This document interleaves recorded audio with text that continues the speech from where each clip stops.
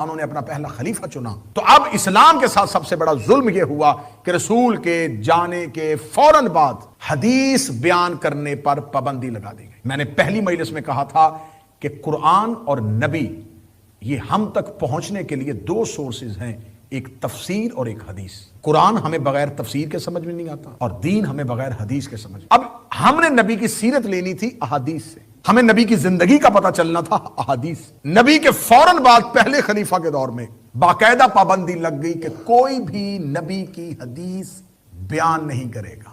آپ انٹرنیٹ پہ جائیے گا، آپ اس لفظ کو صرف اتنا لکھ دیے گا، ان الصدیقہ جمع، آپ کی پوری متن آگے کھل کے سامنے آ جائے گا کہ پہلے خلیفہ نے نبی کے جانے کے بعد اعلان کیا کہ جس کے پاس جو حدیثیں لکھی ہیں وہ لے کے آئے. یہ اقرار آپ کو اہل سنت کی کتابوں میں بینہ طور پر ملے گا کہ جب انہوں نے کہا کہ لے کے آؤ تو جس صحابی کے پاس ایک حدیث تھی وہ ایک لے آیا، جس کے پاس 2 تھی وہ 2 لے آیا، جس کے پاس 10 تھی وہ 10 لے آیا، جس کے پاس 70 تھی 70، 100 تھی 100 لے آیا. اس دور میں چمڑے پر، درخت کی چھال پر، کپڑے پر لکھی ہوئی حدیث ہوتی تھی. جب یہ حدیث آ گئی تو اب یہ اقرار اہل سنت کتابوں میں ہے کہ وہ جو احادیث اکٹھی ہوئی پہلے ہی دن وہ 500 تھی.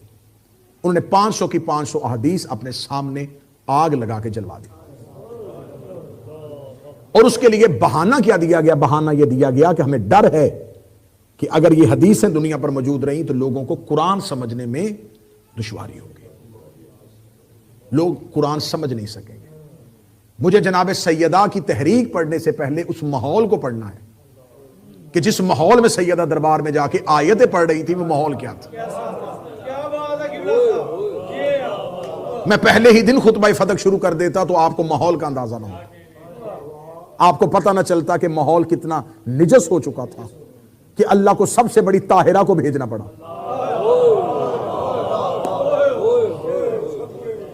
یہ میدان جنگ کا قوانین میں سے قانون ہوتا ہے کہ ہمیشہ سامنے والا کو دیکھ کے پھر مد مقابل بھیجا جاتا ہے. اگر ملکہ تطہیر جا رہی ہے تو بھی سمجھ لینا کہ سامنے بیٹھنے والا کون ہے. ہمیشہ چیزیں اپنی ضد سے پہچانی جائیں.